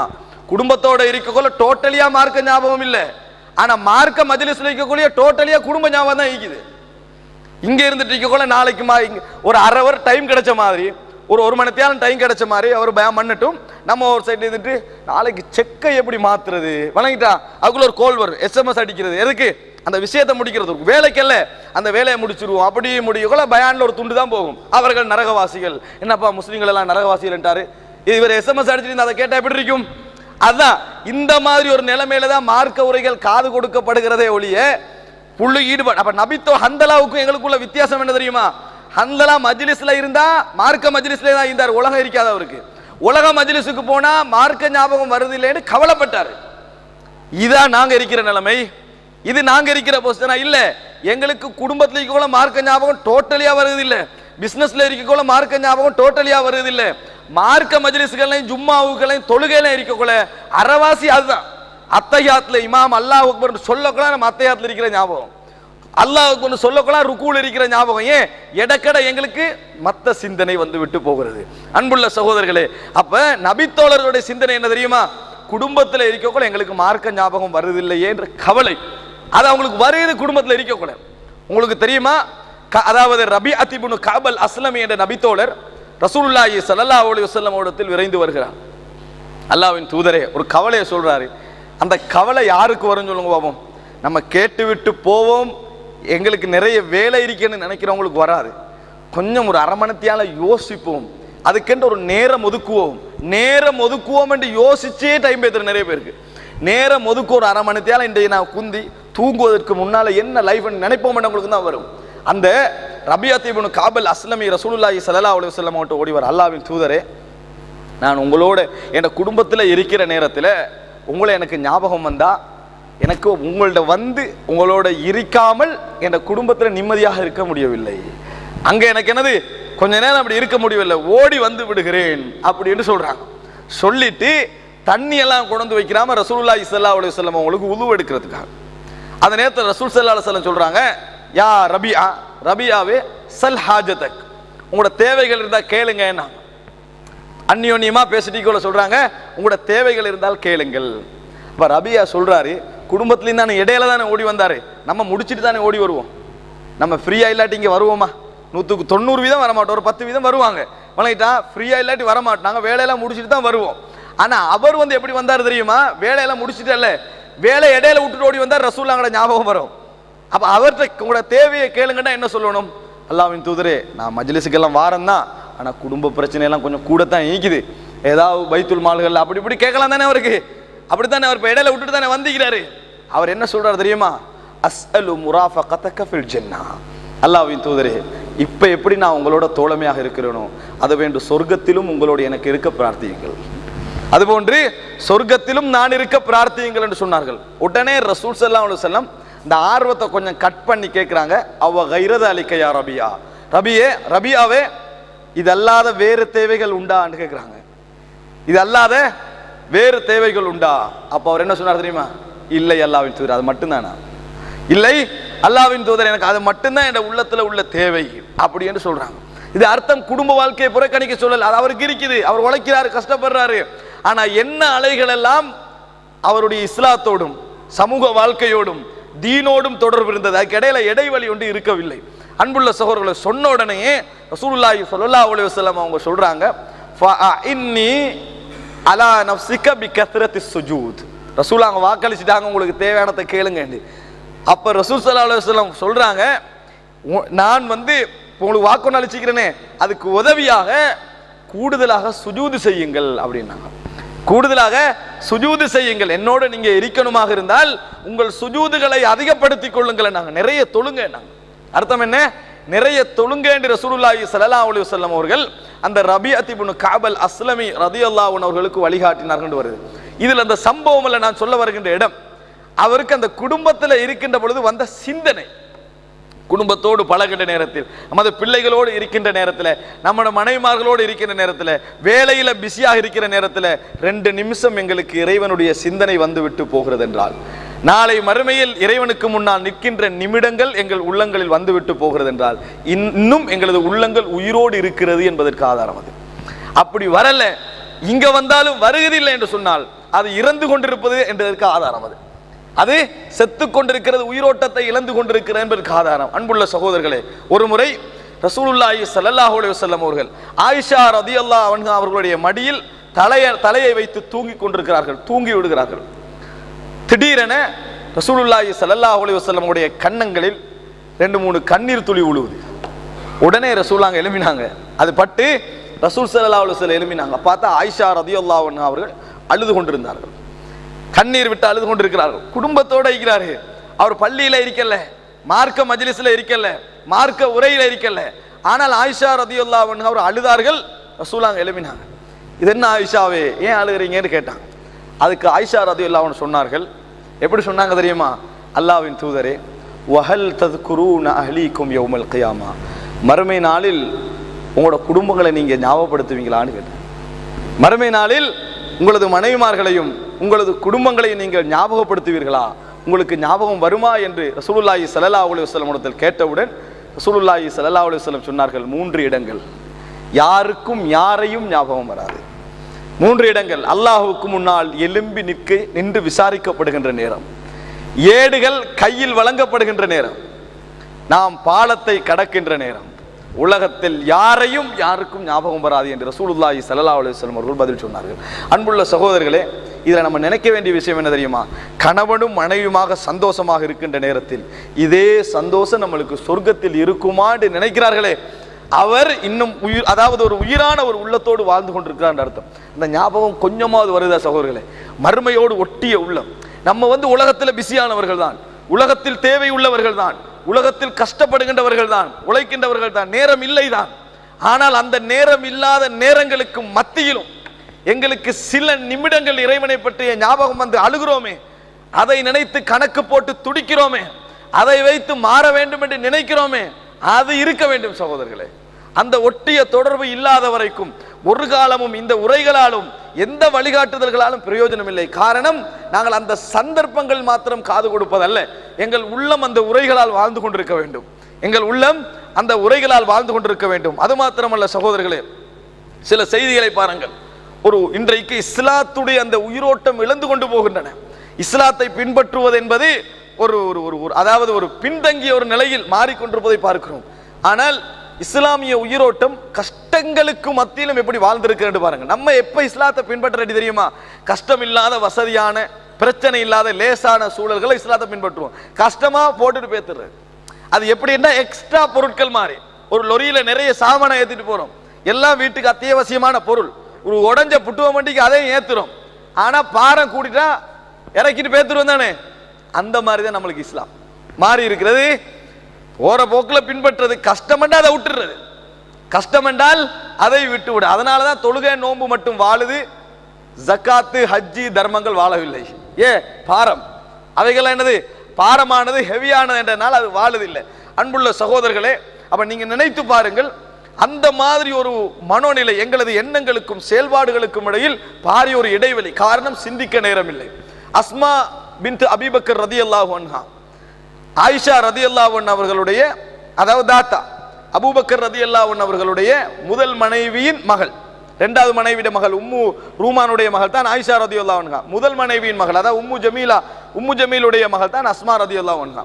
இவ ஜுபைர் இப்னு அவ்வாம் ரலியல்லாஹு அன்ஹு அவர்களை திருமணம் முடிச்சிருந்தாங்க. ரசூலுல்லாஹ்வோட மச்சான், ரசூல் ஸல்லல்லாஹு அலைஹி வஸல்லம் அவருடைய மச்சான். காரணம், தங்கச்சியை முடிச்ச ரசூலுல்லாஹ், தாத்தா முடிச்ச யாரு? அபூபக்கர். அந்த அதாவது ரசூல் ஸல்லல்லாஹு அலைஹி வஸல்லம் தாத்தா முடிச்ச ஜுபைர் இப்னு அவ்வாம். இவர் கடுமையான வறுமையில் இருக்கிறார். யாரு? ஜுபைர் இப்னு அவ்வாம் ரலியல்லாஹு அன்ஹு அவர்கள் வறுமையில் இருக்கிறார்கள். இந்த காலத்தில் அஸ்மா ரலியல்லாஹு அவங்க சொல்றாங்க, நான் என்னது ஜுபைர் இப்னு அவ்வாமுக்காக அவரது வேலைகள் எல்லாம் செய்து கொண்டிருப்பது நான் தான். அவருக்கு இந்த உலகத்தில் சொத்து என்று எதுவுமே இருக்கவில்லை, ஒரு வேலைக்காரரோ ஒன்றும் இருக்கல. இருந்ததெல்லாம் ஒரே ஒரு நிலம், ஒரு குதிரை அப்படின்றாங்க. ஒரு குதிரை இருந்துச்சு, ஒரு நிலம் இருந்துச்சு. ரசூல் ஸல்லல்லாஹு அலைஹி வஸல்லம் கொடுத்த நிலம் வருமானத்துக்காக வேண்டி. அது கிட்டத்தட்ட 3 கிலோமீட்டருக்கு அங்கல அது இருக்குது. வகுந்து அன்குலு நவா அலா ரஸி, நான் தான் அந்த பூமியில் இருந்து, அந்த இடத்துல இருந்து கூடையில அந்த குதிரைக்கான உணவை நிறைச்சிக்கிட்டு தூக்கி கொண்டு வருவேன் என்ற தலையில. எத்தனை கிலோமீட்டர்? 3 கிலோமீட்டர் தூரத்தில் இருந்து அந்த பெண்மணி அந்த வேலையை வளமையா செய்யறான். அப்ப ஜுபைர் இப்னு அவ்வாம் வேற விஷயங்களை விசியாக்கிறாரு, மனைவி இதுல என்ன செய்யறா? பங்கெடுக்கிறான். அவர் சொல்ற, எவ்வளவு ஒரு கஷ்டமிக்கும் 3 கிலோமீட்டர் தூரத்தில் இருந்து இப்படி ஒன்று சுமந்து கண்டு அந்த மதீனாவிலே ஒரு உயர்ந்த குடும்பம், கௌரவத்தாலும் எல்லா விஷயத்தாலும் ஒரு உயர்ந்த குடும்பம். அந்த அஸ்மா ரதியல்லாஹு அன்ஹா என்ன செய்றா, அவ வந்து போய் வந்துட்டு இருக்கிறான். ஒரு முறை இந்த மாதிரி கூடையில அந்த உணவுகளை சுமந்து கொண்டு வார நேரத்தில் ஃபரஐது ரசூலல்லாஹி ஸல்லல்லாஹு அலைஹி வஸல்லம் மா அஸ்ஹாபிஹி, நபி அவர்களை அவரது தோழர்களோடு நான் கண்டேன். ரசூலுல்லாஹ் வந்து கண்டிக்கிறாங்க. நெருக்கமான குடும்பம் தானே உண்டு ரசூலுல்லாஹ், அல்லாஹ்வின் தூதர். ரெண்டாவது யாரு, ரசூலுல்லாஹ்ங்கட குடும்பங்கள்ல மிக நெருக்கமானவர், மச்சான், வீட்டில் அன்றாடம் பழகக்கூடியவர். வார ரசூலுல்லாஹ் அஸ்மா ரதியல்லாஹு வந்து கூடையில சுமந்து கொண்டு வராங்களே, இதை கண்ட உடனே ரசூல் ஸல்லல்லாஹு அலைஹி வஸல்லம் ஒட்டகத்தை கிட்ட எடுத்து அப்படி, அதாவது என்றாங்க அரபுல, அப்படி சொன்னா ஒட்டகத்தை குனிய வைக்கிறது. ஒட்டகம் வந்து அப்படியே கீழே குனியுது. என்ன நினைச்சு பாருங்க, இன்றைக்குள்ள நிலைமையில, அதாவது ஒரு தூரத்தை ஒரு 3 கிலோமீட்டர் இருந்து ஒரு கஷ்டப்பட்டுக்கணும் வார நேரத்தில் ஒரு சொந்தக்காரர், ஒரு நல்ல மார்க்கப்பட்டுள்ளவர் வைங்க வாராரு, ஆட்டவணிப்பட்டாரு, ஏறுங்க, வீட்டில் கொண்டு விடுரு. எப்படி இருக்கும் சாதாரணமா மார்க்கப்பட்டுள்ளவங்களோட மனநிலையம், குடும்பஸ்தான் தானே, எப்படி இருக்கும், ஒரு வீட்டுக்கு போறதானே ஏறுவோம்னு நினைப்போம். இப்ப அவர் வந்து கீழே அப்படி நிறுத்தின உடனே ரசூலுல்லாஹ் ஒன்னும் சொல்லல, அஸ்மா எல்லாம் கூட இப்படி பிடிச்சிட்டே இருக்கிறாங்க ஒரு கொஞ்சம் சில வினாடிகள். அவ ஒன்னும் சொல்லல. கொஞ்ச நேரம் பார்த்தாங்க ரசூலுல்லாஹ், இவ ஏறுற மாதிரி இல்லை. ஒட்டகத்தில் ஏறினார், ஒரு நல்ல ஆட்டா விட பெரிய ஒரு இடைவெளி கிடைக்கும் பின்னால் இருக்கிற அளவு. அப்ப ஏறுற மாதிரி இல்லை. ரசூலுல்லாஹ் ஒட்டகத்தை எடுத்தாங்க, போயிட்டாங்க. அதுக்காக ஒன்றும் பேசவும் இல்லை ரசூலுல்லாஹ் போயிட்டாங்க. அஸ்மா ரதியல்லாஹு அன்ஹா வந்து அப்படியே சுமந்து கொண்டு வீட்டுக்கு வந்து சேர்றான். ஜுபைர் இப்னு அவ்வாம்கிட்ட சொல்றாங்க, ஜுபைரே, நான் வார வழியில ரசூலுல்லாஹி ஸல்லல்லாஹு அலைஹி வஸல்லம் அவர்களை கண்டேன். யார? அல்லாஹ்வுடைய தூதரை கண்டேன், அவருடைய தோழர்களோடு கண்டேன். அவர் என்ன நெருங்கி வந்து ஒட்டகத்தில் ஏறுவதற்காக ஒட்டகத்தை பணித்தார். வலாக்கின்னி ஃபஸ்தஹ்யைது அன் அஸீர மஅர் ரிஜால், ஆண்களோடு பிரயாணம் செய்வதை நான் வெறுத்தேன், வெட்கப்பட்டேன் என்றான். யார் ஆண்கள்? அல்லாஹ்வுடைய தூதர், இந்த உலகத்தில் சிறந்த மக்களான நபித்தோழர்கள். ஃபஸ்தஹ்யைது அன் அஸீர மஅர் ரிஜால், ஆண்களோடு பிரயாணம் செய்ய நான் வெட்கப்பட்டேன். யார் சொல்றாங்க தெரியுமா? அஸ்மா ரதியல்லாஹு அன்ஹா. யார் ஆண்கள்? எப்படியாவது ஒரு சந்தேகம் வருமா? சந்தேகம் வரக்கூடிய உள்ள நிலையில் உள்ளவர்களா? நபியும் நபியுடைய தோழர்களும். அந்த வார்த்தை ஃபஸ்தஹ்யைது அன் அஸீர மஅர் ரிஜால், ஆண்களோடு நான் பிரயாணம் செல்ல வெட்கப்பட்டேன் அப்படி என்று அஸ்மா அவங்க சொல்லிட்டு சொல்றாங்க, உங்களது ரோசம் எனக்கும் ஞாபகம் வந்தது அப்படின்னு சொல்றாங்க. சொன்ன பின்னால ஜுபைர் இப்னு அவ்வாம் என்ன சொல்றாங்க தெரியுமா? அஸ்மாவே, நீங்க வந்து அந்த ரசூலுல்லாஹி ஸல்லல்லாஹு அலைஹி வஸல்லம் அவர்களோடு வாகனத்தில் ஏறி வருவதை விட நீங்க தலையில் எனக்காக சுமந்துட்டு வாரீங்களே இந்த பொருட்கள், இதை நினைக்கின்ற பொழுது எனக்கு வேதனையாக இருக்கிறது, எனக்கு மன உளைச்சலாக இருக்கிறது என்று சொல்லி ஜுபைர் இப்னு அவ்வாம் ரதியல்லாஹு அன்ஹு அவர்கள் சொன்னார்கள் என்ற வரலாற்றை பார்க்கிறோம். அன்புள்ள சகோதரர்களே, இந்த ஒத்துழைப்பும் அதே நேரத்தில் ஒழுக்கமும் இந்த கட்டுப்பாடும் இன்று மார்க்கம் என்று சொல்லப்படுகின்ற குடும்பங்களில் இருக்கிறதா நினைச்சு பாருங்க பாவம். சர்வ சாதாரணமாக இஸ்லாத்துடைய எல்லைகளை உடைத்து விடுகிறார்கள். அப்படி இல்லாட்டி எப்படி வாழ்றது? முதல் கேள்வி அதுதான். அப்படி இல்லாட்டி எப்படி வாழுவது? அப்படி இல்லாட்டி எப்படி படிக்கிறது? அப்படி இல்லாட்டி எப்படி உழைக்கிறது? அப்படி இல்லாட்டி எப்படி நாங்க நிக்கிற? சிம்பிள் கேள்வி, அவ்வளவுதான், பதில் இல்லையே. இது எப்படி இருக்கு தெரியுமா? அலி ரலியல்லாஹு அன்ஹு வீட்டுக்கு ரசூலுல்லாஹி ஸல்லல்லாஹு அலைஹி வஸல்லம் இரவு நேரத்துல போறாங்க. பார்த்தா 2 பேரும் தூங்கி கண்டிக்கிறாங்க. அலா துஸல்லியான், தொழுவுறலையான்னு கேட்கிறாங்க ரசூலுல்லாஹ். தொழுவுறது இல்லையா நீங்க? உடனே அலி ரலியல்லாஹு அன்ஹு சொன்னாங்க, என்ன தெரியுமா? எங்களது உயிரெல்லாம் அல்லாஹ்வோட கையில தான் இருக்குது. அல்லாஹ் நாடினா எழுப்புவான், அல்லாஹ் நாடினா தூங்க வைப்பானா? இதுக்கு என்ன பதில் சொல்லுங்க பாப்போம். உடனே ரசூல் ஸல்லல்லாஹு அலைஹி வஸல்லம் ஒன்றும் பேசல, திரும்பி சென்றார்கள். இப்படி அடிச்சுக்கண்டு, என்னது, மனிதன் அதிகமான விஷயங்களில் வீணாக விவாதம் செய்பவனாகவே இருக்கிறான் அப்படின்ட்டு ரசூலுல்லாஹ் போயிட்டான். யாருக்கு? அலி ரலியல்லாஹு அன்ஹு. ஏன் இதுக்கு பதில் இல்லை. ரசூலுல்லாஹ் கேட்டா அலா துஸல்லியான், தொழ மாட்டீங்களான்னு சொல்லி, அதுக்கு என்ன பதில்? தொலை கிடைக்கல, தூங்கிட்டோம் என்றதுதான். அலி ரலியல்லாஹு அன்ஹு அவர்கள் அப்படி சொன்ன உடனே ரசூல் ஸல்லல்லாஹு அலைஹி வஸல்லம் என்ன செஞ்சாங்க? மனிதர் அதிகமாக விவாதம் செய்யக்கூடியவனாக இருக்கிறான்னு போயிட்டான். அப்ப அன்புள்ள சகோதரர்களை, இது மாதிரி இந்த மாதிரி ஒரு அஸ்மா ரலியல்லாஹு அன்ஹா. ஆனா என்ன விஷயம் தெரியுமா? அஸ்மா ரலியல்லாஹு அன்ஹா வரலாறுகளை பெண்கள் விரும்பி கேட்டிருப்பாங்க, படிச்சிருப்பாங்க. எப்படியெல்லாம் வாழ்ந்திருக்கிறார்கள் தெரியுமாட்டு கண்ணீர் வடிச்சிருப்பாங்க. அந்த ஒரு மணித்தியாலத்தோட முடிஞ்சது. ஆனா ஒரு வேலை செய்யறாங்க, பயான் சீடியை பாதுகாத்து வச்சுக்கிறாங்க. வணங்கிட்டா நம்மகிட்ட வந்து அஸ்மா ரலியல்லாஹு அன்ஹா பயான் சீடி இருக்குது, வணங்கிட்டா உங்களுக்கு வேணும்டா தாரு, என்ன பயான் தெரியுமா அது அப்படி என்றதோட இப்படி என்றா எல்லாரும் நரகம் போக வேண்டியவர். அல்லாஹ் காப்பாத்தன, பேசுறவரும் கேட்கிறவரும் எல்லாரும். இது வந்து கதை சொல்ற மஜ்லிஸ் மாதிரி ஆயிட்டு, வணங்கிட்டா கேட்கிறவரும் கதை, பார்க்கிறவரும் கதை. இந்த மஜ்லிஸ் மாதிரி இது ஆகிவிட்டால் நாளை மறுமையில என்ன நடக்கும் சொல்லுங்க பாப்போம். நோக்கங்கள் தூய்மை இல்லாது விட்டால் விசாரணை நாள் வந்து எங்களுக்கு கொஞ்சம் என்ன செய்யும், காரமாகவும் பாரமாகவும் தான் இருக்கும் சகோதரர்களே. அப்ப என்ன பிரச்சனை தெரியுமா, எண்ணங்கள் நன்றாக இருக்கின்றன, இல்லையா இந்த மஜ்லிஸுக்கு யாரும் வரமாட்டாங்க. எண்ணங்கள் நன்றாக இருக்கின்றன, ஆனா பிரச்சனை என்ன தெரியுமா, செயல்படுவதற்கும் எங்களுக்கும் இடையில் பெரிய ஒரு பிஸி. நாங்கள் வேலைப்பளுக்கு உள்ளாக்கப்பட அதை முடிச்சிட்டு செய்வோம் இருக்கிறோம். அதை முடிச்சிட்டு ஒரு 20 வருஷ பிளான் இருக்குது, அதை முடித்து விட்டு செய்வோம். ஆனால் அதை முடிச்சு விட்டு செய்யாம போராடி கொண்டு செய்வோம் என்பதற்கு நாங்கள் யோசிக்க வேண்டும் என்ற ஒரு 2 நிமிஷம் ஒதுக்கணும், ஒரு 5 நிமிஷம் ஒதுக்கணும், யோசிக்கிறதுக்கு சிந்திப்பதற்கு ஒதுக்க வேண்டும் சகோதரர்களே. அப்படி ஒதுக்கினால் மாற்றம் எங்களுக்கு என்ன செய்யும், ஏற்படும் என்பதை நாங்கள் மறந்துவிடக் கூடாது. அது மாத்திரமல்ல சகோதரர்களே, நீங்க நினைத்து பாருங்கள், இன்றைக்கு நம்ம செய்கின்ற வணக்க வழிபாடுகள், தொழுகின்றவர்கள் அதிகமாக இருக்கிறார்கள், குர்ஆனை ஓதுகின்றவர்கள் அதிகமாக இருக்கிறார்கள், ஆனால் உள்ளங்கள் அசைவது இல்லை. அந்த வணக்க வழிபாடுகளில் உயிரோட்டம் இல்லை. தொழ ஆசைப்படுறாங்க நிறைய, ஆனா அவங்களுக்கே உயிரோட்டம் இல்லை, அவர்களுக்கே ஒரு உயிரோட்டம் இல்லை. அது மாத்திரம் குர்ஆன் நிறைய ஓத ஆசைப்படுறாங்க, ஆனால் உயிரோட்டம் இல்லை. நம்ம அல்லாஹ்வுடைய கலாமை ஓதுகிறோம் என்ற உயிரோட்டம் இல்லை, ஆனா அவருக்கு ஆசையா இருக்குது, உயிரோட்டம் வரணும்னு ஆசையா இருக்குது, நம்மள உள்ளம் ததும்பணுமே ஆசையா இருக்கு, வருவதில்லை. ஏன், எங்கள் உள்ளதும் இன்னும் கொஞ்சம் வேலைகளால் நிரம்பி இருக்குது. அதை வந்து அதை ஒதுக்கி வைத்து விட்டு ஓத நாங்கள் தயாராக இல்லை. அப்படி ஓதிட்டு போகல ஒரு 2 நிமிஷம் என்ன செய்யறது, நாளைக்கு ஓதி முடிப்போம், அம்மாலாம் என்ன செய்யறது, ஓதுறது, இன்னொரு 2 நிமிஷம் அதுக்கு என்ன செய்யறது, இன்னொரு பக்கம் தான். இப்படித்தான் குர்ஆன் ஓதப்படுதே ஒழிய ஈடுபாடோடு அல்லாஹ்வுடைய கலாமை நம்ம ஓதுகிறோம் என்கின்ற மனோநிலை எங்களுக்கு வருவதில்லை. காரணம் சொல்லுங்க பாப்போம், நாங்கள் உள்ளத்தில் பிஸியாக இருக்கிறோம், வேலையில பிஸியா இருக்கணும், உள்ளத்துல அல்லாஹ்வோடவும் மறுமை நாளில் மட்டும்தான் பிஸியா இருக்கணும். அன்புள்ள சகோதரர், இது ஒரு காரணம். பாருங்க, செய்கிற செயல்களில் ஈடுபாடு இருந்தால்தான் உள்ளம் என்ன செய்யும், இறைவனோடு தொடர்போடும் சிந்தனையோடும் இருக்கும். அப்துல்லா இப்னு உமர் ரலியல்லாஹு அன்ஹு அவர்கள் வீட்டிலே இருந்து கொண்டிருக்கிறார்கள். ஒருவர் வந்து தர்மம் கேட்கிறாரு, ஒரு தீனார் கொடுக்கப்படுது.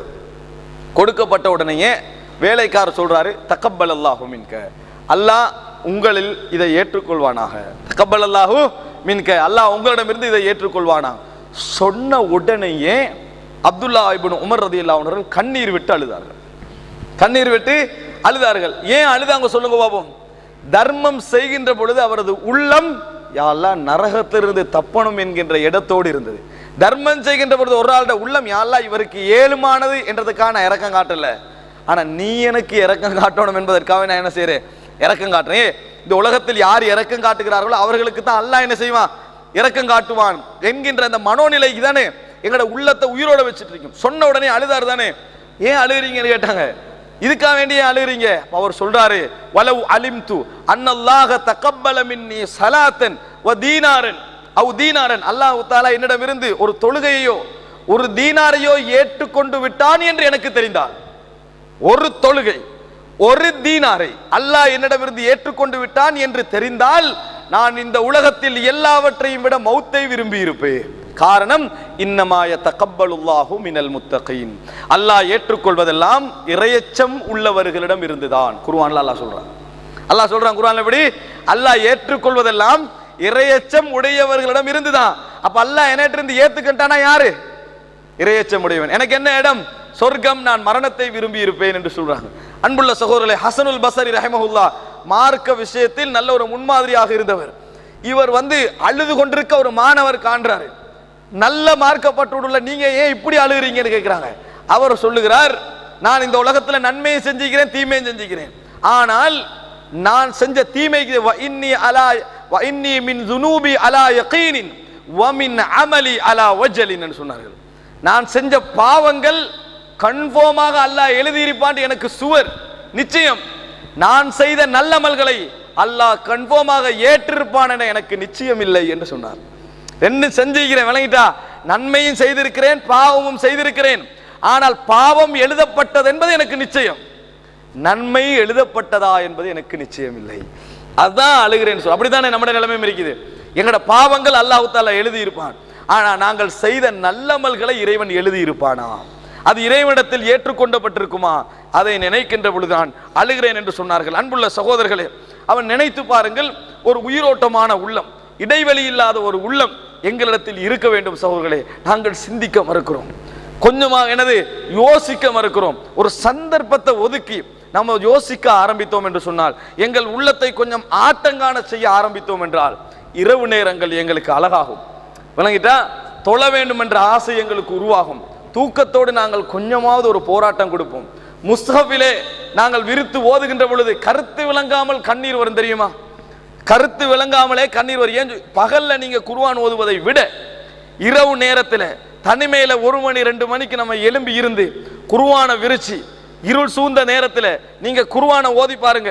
இந்த உலகத்திற்காக கஷ்டப்பட்டு விட்டு தூங்குகின்ற நேரத்தில் நீங்க உலகத்துக்காக கஷ்டப்பட்டுட்டு டயர்டோட இரவு நேரத்தை பயன்படுத்துவதற்காக குர்ஆனை விரிக்கிறீங்களே, நிச்சயமாக உள்ளம் ததும்பும், கண்களில் கண்ணீர் துளி வரத்தான் செய்யும். அதனாலதான் ரசூல் ஸல்லல்லாஹு அலைஹி வஸல்லம் சொன்னாங்க, மன் நஸிய ஹிஸ்பஹு மினல் லைல், இரவில் வளமையாக அவர் ஓதி வருகின்ற குர்ஆனை மறந்தால் ஃபகரஹு ஃபீமா பைன சுப்ஹி வல் மக்ரிப், சுபஹுக்கும் மக்ரிபுக்கும் இடையில் அதை ஓதினால் குதிப கஅன்னமா கரஹு மினல் லைல், இரவிலே ஓதியது போன்ற கூலி எழுதப்படும் என்று சொன்னார்.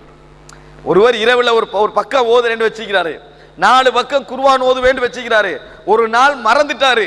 அந்த மறந்த போராட்டத்தில் சுபஹுக்கும் மக்ரிபுக்கும் இடையில ஓதினால் இரவில் ஓதிய நன்மை எழுதப்படும் என்று சொல்லலாம். அப்படின்னு அர்த்தம் என்ன? முஸ்லிம்ல வரக்கூடிய செய்தி அர்த்தம் என்ன? இரவு நேர குர்ஆன் இருக்குதானே, இன்ன குர்ஆனல் ஃபஜ்ரி கான மஷ்ஹூதா, ஃபஜ்ருடைய நேரங்களில் ஓதப்படுகின்ற குர்ஆன் அல்லாஹ்விடத்தில் சாட்சி சொல்லப்படக்கூடிய ஒன்றாக இருக்கிறது.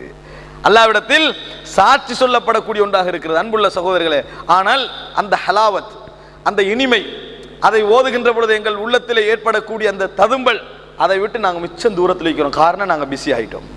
நாங்க என்னது? பிஸி ஆகிவிட்டோம். உலகத்தில் எங்களுக்கு ஃப்ரீ டைம் மௌத்து வரைக்கும் கிடைக்காது.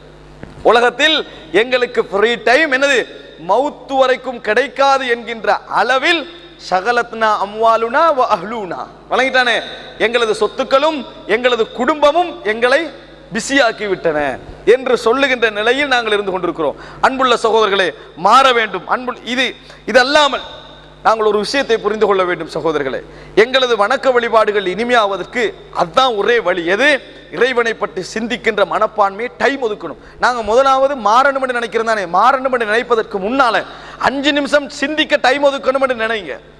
ஒரு இரவு நேரத்தில் சிந்திக்கணும் டைம் ஒதுக்க நினைங்க. ஒரு 3 மணிக்கு எழும்பி ஒரு 5 நிமிஷம் யோசிக்கிறதுக்கு டைம் ஒதுக்கணும் நினைங்க. அப்படி யோசித்தால் நிச்சயமாக மாறும். அப்படி மாற்றம் காண ஆரம்பித்தோம் என்று வைங்களே, உலக வாழ்க்கையில் நாங்கள் ஈடுபட்டு கொண்டு தான் இருப்போம், அதுல பிஸி ஆகிக்கிட்டு தான் இருப்போம். உலகத்துல மௌத்தாகும் வரைக்கும் அதிலிருந்து நாங்கள் என்ன செய்யலாம்? விடுபட இயலாது. அப்படித்தான் அல்ல வாழ்க்கை அமைச்சிக்கிறான். ஆனா அந்த போராட்டங்களுக்கு மத்தியில் நன்மை நடந்து கொண்டிருக்கும். ரசூலுல்லாஹ்கிட்ட கேட்கப்பட்டுச்சு, சதகாக்களில் சிறந்த தர்மம் எது? தர்மங்களில் சிறந்த தர்மம் எது? எது சிறந்த தர்மம்? 1 கோடி 5000 கொடுத்தா சிறந்த தர்மமா? இல்ல, பாரமே ஈக்காது. 1 லட்சம் 1000 ரூபாய் கொடுத்தா சிறந்த தர்மமா? இல்லை. ரசூல் ஸல்லல்லாஹு அலைஹி வஸல்லம் சொல்றாங்க, நீங்கள் தர்மம் செய்கின்ற தர்மம் செய்கின்ற பொழுது கஞ்சத்தனத்துடன், உங்கள்கிட்ட கஞ்சத்தனம் இருக்கு, கஞ்சத்தனத்தை வரவழைக்கணும் என்றல, கொடுக்க மனசு இல்லை, வறுமை உங்களுக்கு பயமும் இருக்குது, வளைட்டா வறுமையை பத்தி பயமும் இருக்குது, நிறைய கிடைக்கின்ற ஆசை இருக்குது. இந்த மனோநிலையோடு நீங்கள் செய்கின்ற தர்மம் தான் தர்மங்களிலேயே சிறந்தது நாங்கள் சொல்லலாம். ஏன்? போராட்டம் உள்ளத்துல என்னது? போராட்டம் தான் அதற்கான அடிப்படை காரணம். அந்த போராட்டத்தோடு எடுத்து நீங்க கொடுக்குறீங்களே, அந்த தர்மம் உலகத்திலேயே மிக சிறந்த தர்மம். ஆனா இன்றைக்கு தர்மம் செய்யற எப்படி தெரியுமா? மிச்ச நேரம் நின்றுட்டிக்கப்படான்னு அவசரமா கொடுத்து அனுப்பிவிடுறது, அதுதான் தர்மம். அவன் தட்டி நான் உடனே கொடுத்தாச்சு போ, பெரிய டிஸ்டர்ப் பழகிட்டானே, அதுக்கு தான் தர்மமே ஒழிய அவன் தட்டி ஏதாவது இருக்கான்னு கேட்டால் மட்டும்தான் டக்குன்னு ரெடியாக வச்சுக்கிறாங்க. அவன்கிட்ட தேவையில்லை, நம்மளுக்கு முக்கியம் இல்லை.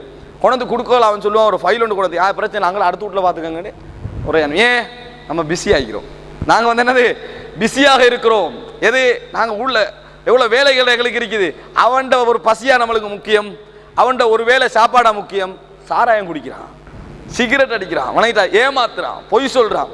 யாரு? ஏமாத்தாதவர்கள், சிகரெட் அடிக்காதவர்கள், சாராயம் குடிக்காதவங்க சொல்றாங்க வீட்டுக்குள்ள இருந்து. இவனும் அதை விட எல்லா வசதியோட எல்லா பாவத்தையும் செய்யறான். ஆனா அவன் வசதி இல்லாம பாவம் செய்யறான், அவருக்கு ரீசன் தேடுறாரு இவர். இப்படித்தான் நடக்குது. இமாம் அப்துல்லா இப்னு முபாரக் ரஹிமஹுல்லா அவரிடத்துல ஒரு மனிதர் வந்து பிச்சை எடுக்க வரார். மார்க்க பற்றோடு ஒன்றை சிந்திப்பதும் உலகியல் நோக்கோடு ஒன்றை சிந்திப்பதற்கும் இடையில் உள்ள வேறுபாட்டை நான் சொல்றேன். வந்து பிச்சை எடுக்க வரார். இவர் ஒரு 5 தீனாரோ 5 திர்ஹமோ கையில கொடுத்து அனுப்பிட்டாரு. பக்கத்தில் உள்ளவர், எல்லா காலத்திலும் இப்படி 2 பேர் இருப்பாங்க, பக்கத்தில் உள்ளவர் சொல்றாரு, என்னத்துக்கு 5 திர்ஹம்? அப்படி சொல்றவங்க இருக்கிறாங்களா இல்லையா? கொடுக்குறவன் நல்லா கொடுத்தாலும் பக்கத்துல சொல்லிடுவோம், வணங்கிட்டா 5 திர்ஹம் என்னத்துக்கு அப்படின்றாரு. எல்லாத்தையும் பொறிச்சு தான் தின்னுவார் அவரு. போறவரு எல்லாத்தையும் பொறிச்சு தான் தின்னுவார், பொறிக்காம தின்ன மாட்டார் தெரியுமா? அவருக்கு எனக்கு 5 திர்ஹம், அதான் இல்லாத வேண்டாம் பொறிச்சு தின்னப்பட, பச்சையோட தின்ன மாட்டேதான் நம்மளோட நிலைப்ப சரியா? அப்ப அவன் பொறிச்சு தின்றான் அப்படின்னு சொல்றாரு. உடனே அப்துல்லா முபாரக் என்ன சொல்றாரு, நம்ம என்ன செஞ்சிடும் அப்படியா, உடனே தேடி போவோம் ஆலைன்னு சொல்லி போய் என்னது 5 திர்ஹத்தை வாங்கி 1 திர்ஹத்தை கொடுத்துட்டு வந்துடும். அப்படிதான் நடக்கும். அப்துல்லா முபாரக் அப்படி சொன்னோடனே அவர் கேட்கிறார், அப்படியா, இப்போ 10 திர்ஹம் கொடுத்திருக்கணுமே என்றாரு. பொறிச்சு தின்றா செலவு கூட தானே, அதுக்கு செலவு கொஞ்சம் கூட தானே, அப்ப நான் ஒரு 10 கொடுத்திருக்கணுமே அப்படின்னு சொல்றாரு. இவர் அமைதி ஆயிட்டார். யாரு? அவர் சொன்னவர் அமைதி ஆகிவிட்டார். ஏன்? அவர் சொன்னது பிள்ளைன்னு அவர் விளங்கி கொண்டார். அதாவது நம்மளுக்கு தர்மம் செய்யறதுக்கு ஒரு சந்தர்ப்பம் கிடைச்சிக்குது. அவனுக்கு பின்னால எத்தனை தேவை இருக்குதோ அல்லாஹுவால வணங்கிட்டா கேட்கிறவன் அப்படி கேட்கிறான். அப்படி ஒன்று சொல்லக்குள்ளதான் இவன் தருவான்னு அவன் நினைக்கிறான். நேர்மையா கேட்டா அவன் வந்து கேட்கிறான், நேர்மையா கேட்கிறான், கொடுக்க மாட்டான். பொய் சொல்லி கேட்டு உருகினா கொடுக்கிறான் இடத்துக்காக அப்படி கேட்கிறான். அவனை அல்லாஹ் அவன் எண்ணத்தையும் விட்டுறாம எங்கட உள்ளங்களில் நாங்கள் பிஸியாக இருக்கிறோம் என்பதனால அப்படி நினைக்கிறான். ஆனா மவுத்து நேரத்துல, உசுறு போற நேரத்துல என்ன சொல்லுவோம் தெரியுமா? யா அல்லாஹ் என்னை கொஞ்சம் ஒதுக்கிவை, கொஞ்சம் டைம் தான். எதுக்கு தெரியுமா? தொழுது விட்டு வருவதற்காக சொல்ல மாட்டோம், நோன்பு முடித்து விட்டு வருவதற்காக சொல்ல மாட்டோம், குர்ஆன் ஓதி விட்டு வருவதற்காக சொல்ல மாட்டோம். என்ன சொல்லுவோம் தெரியுமா? லஅஸத்தகன்ன, தர்மம் செய்து விட்டு வருவதற்காக. எந்த நேரம்? உயிர் பிரிகின்ற நேரம். தர்மம் செய்து விட்டு வருவதற்காக. வஅகும் மினஸ் சாலிஹீன், நல்லவர்களில் ஒருவராக நான் ஆகிவிடுவதற்காக டைம் தாயா அல்லாஹ். அதுக்கு முந்தியெல்லாம் அல்லாஹ் நிறைய டைம் தந்திருமா. அப்பெல்லாம் அந்த தர்மம் பற்றி எந்த சிந்தனையும் வந்திருக்காது, அந்த ஏழைகள் பற்றி எந்த சிந்தனையும் வந்திருக்காது. எந்த அளவுக்கு ஆகிட்டு தெரியுமா? பணத்துடைய உச்சகட்டம் ஆகினதுனால, வறுமையை பற்றி அல்லாஹ் வறுமையிலிருந்து அப்படி தூக்கப்பட்டதுனால இன்றைக்கு ஒரு நேரம் தின்ன இல்லாதாக்கள் யாரும் இல்லைன்றான். என்னமோ ஊர் கிராமம் புள்ளா சுத்தி ஊடூடா பார்த்துட்டு வந்த மாதிரி ஒரு நேரம் தின்றது இல்லாம யாரும் வைக்கிறாங்களா? அல்ஹம்துலில்லாஹ் எல்லாரும் தின்னுக்கிட்டு தான் வைக்கிறாங்க. அப்ப என்னத்துக்கு ஃபித்ரா அரிசி கொடுக்குறோம்? தேவையா எங்களுக்கு? ஃபித்ரா அரிசி வந்து ஒரு நேர உணவுக்கு தான் வணங்கிட்டா. அப்படி ஒன்றை இஸ்லாம் காலாகாலமா கடமையாக்கி வச்சுட்டு ஏன்? இதுக்கு தான். ஆனா கொடுக்க மாட்டேன். அன்புள்ள சகோதரர்களே, இது வந்தா இது போகும். எது? இந்த உலக ஆடம்பர சிந்தனைகள் வந்தால் மார்க்கத்தை உள்ள இனிமையோடும் உள்ள அந்த ததும்பலோடும் அணுகுகின்ற தன்மைகள் போகும், சிந்திக்கின்ற மனப்பான்மை குறையும், உள்ளங்களில் பூட்டு விழும், உள்ளம் கடுமையாகும். அதுக்கப்புறம் காஃபிலின், அதாவது மறந்தவர்களில் எழுதப்பட்டு விடுவோம், உள்ளம் புறக்கணிக்கின்றவர்களில் எழுதப்பட்டு விடுவோம். அன்புள்ள சகோதரர்களை, கடைசியாக ஒரு செய்தி. அந்த ஹலாவத், இனிமையும் இன்பமும் எங்கள் உள்ளத்தில் வர வேண்டும் என்றால் எங்களது எண்ணங்களுக்கும் செயல்பாடுகளுக்கும் இடையில் ஒரு சிந்திக்க நேரம் இருக்க வேண்டும் என்பதற்காக சொல்கிறேன். சுஹைபர் ரூமி ரலியல்லாஹு அன்ஹு, இந்த நபித்தோழர் மக்காவிலிருந்து கடுமையாக வெளிநாட்டிலிருந்து வந்து கடுமையாக பணக்காரராக முன்னேறிய ஒரு நபித்தோழர். இவர் நல்லா சம்பாரிச்சுட்டு ரசூல் ஸல்லல்லாஹு அலைஹி வஸல்லம் ஹிஜ்ரத் நேரம் இருக்குது, எல்லாரும் மக்கா விட்டு திறந்து இறைவனுக்காக ஊரையை விட்டு திறந்து போனாங்களே, அந்த நேரத்தில் ஒவ்வொருத்தரா போற நேரத்தில் சுஹைபர் ரூமியும் தனது வாகனத்தில் என்ன செய்யறாரு? வேகமா போறாரு. எல்லாரையும் தனித்தனியாக விரட்டினவங்க இவரை பெரிய ஒரு கூட்டமா என்ன செய்யறாங்க? விரட்டுறாங்க. பெருசா கூட்டமா விரட்டிட்டு போறாங்க. சுஹைபர் ரூமியும் வேகமா போறாரு. ஒரு இடத்துல நிக்கிறார், நின்றுட்டு திரும்பி சொல்றாரு, அம்புகள் எல்லாம் விரிக்கிறார். உங்களுக்கு தெரியும், அம்பு எறிவதில் உங்களை விட நான் மிகவும் சிறந்தவன் உங்களுக்கு தெரியும். உங்கள யார் எனக்கிட்ட வந்தாலும் இந்த அம்பு முடியும் வரைக்கும், எனது சக்தி முடியும் வரைக்கும் போராடி விட்டு தான் நான் மரணிப்பேன், சும்மா என்ன செய்ய மாட்டேன், நான் அகப்பட மாட்டேன் என்று சொல்றாங்க. உடனே அவங்க என்ன சொன்னாங்க தெரியுமா? நினைச்சு பாருங்க, ஈமானுக்கும் ஒரு உலகத்துக்கும் இடையிலான போராட்டம். இஸ்லாம் உலகத்தை உட சொல்லாது, ஆனா உட சொல்லுகின்ற ஒரு இடம். என்ன சொல்றா தெரியுமா? நீங்க ஏழையா எங்கட ஊருக்கு வந்தீங்க, மக்காவுக்கு ஏழையா வந்தீங்க, சம்பாரிச்சீங்க, உழைச்சீங்க, சொத்துக்கள்லாம் எடுத்து இத்தனை தான் எங்களை விட பெரிய பணக்காரன் ஆயிட்டீங்க, சொத்தோட ஓட விடுவோமான்னு கேட்கிறாங்க. சொத்தோட உங்களை ஓட விடுவோமான்னு கேட்கிறாங்க. சொன்னாரு, எனக்கும் உங்களுக்கு இடையில ஒரு ஒப்பந்தம், எனக்கு உங்களுக்கு இடையில ஒரு ஒப்பந்தம். என்ற சொத்து எங்கெங்கெல்லாம் இருக்கிறது என்று நான் சொல்லுகிறேன், அத்தனை எடுத்துக்கங்க. ஃபஹல்லு சபீலி, என்னை விட்டு விடுங்கள், நான் போறேன், நான் போகிறேன், என்னை விட்டு விடுங்கள் என்று சொன்னார்கள். உடன்படிக்கை ஏத்துக்கண்டாங்க. முழு சொத்துக்களையும் விட்டு மதீனாவுக்கு திரும்பினார்கள். சுஹைபர் ரூமி வாகனத்துல தனியே போறாரு. மதீனா வந்து சேருகின்ற பொழுது சுஹைபர் ரூமியை ரசூலுல்லாஹ் பார்க்கறாங்க. தலையாட்டினார்கள் ரசூல் ஸல்லல்லாஹு அலைஹி வஸல்லம். ஆட்டி விட்டு சொன்னார்கள், ரபிஹல் பைஉ யா அபா யஹ்யா, ரபிஹல் பைஉ யா அபா யஹ்யா, அபூ யஹ்யாவே உங்களுடைய வியாபாரம் வெற்றி பெற்று விட்டது, உங்களது உழைப்பு வெற்றி பெற்று விட்டது, உங்களுடைய பிசினஸ் வெற்றி பெற்று விட்டது என்று சொன்னார்கள். என்ன காரணம் சொல்லுங்க பாப்போம். அவர் அவ்வளவு உழைச்சி கஷ்டப்பட்டு தன் இளமை வாழ்க்கையை முழுசா ஒரு உழைப்புல செலவழிச்சு சொத்தை சேர்த்தாரு. மதீனாவுக்கு ஓடி வர டைம்ல ஒன்றுதான் சொன்னாரு, என்ன உங்களுக்கு சொத்து, எனக்கு ஹிஜ்ரத், எனக்கு ஹிஜ்ரத், அதற்கு குறுக்காக வர வேண்டாம் என்று சொன்னார்கள். இந்த நம்பிக்கை உள்ள நபித்தோழர்கள் என்பதனாலதான் ரசூல் ஸல்லல்லாஹு அலைஹி வஸல்லம் சொன்னாங்க, ரபிஹல் பைஉ யா அபாயா. முஸ்அப் இப்னு உமைர் மதீனாவுக்கு வராங்க, ரசூலுல்லாஹ் அழுகுறாங்க. ரசூல் ஸல்லல்லாஹு அலைஹி வஸல்லம் அவர்கள் அழுதார்கள். ஏன் அழுதார்கள்? அவருடைய மக்கா வாழ்க்கை, முஸ்அப் இப்னு உமைருடைய மக்கா வாழ்க்கையும் இப்பொழுது காணுகின்ற வாழ்க்கையும் நினைக்கின்ற பொழுது நபியவர்கள் மட்டுமல்ல, நிறைய நபித்தோழர்கள் மனம் கலங்கினார்கள். அன்புள்ள சகோதரர்களே, இதை நான் ஏன் சொல்றேன் தெரியுமா?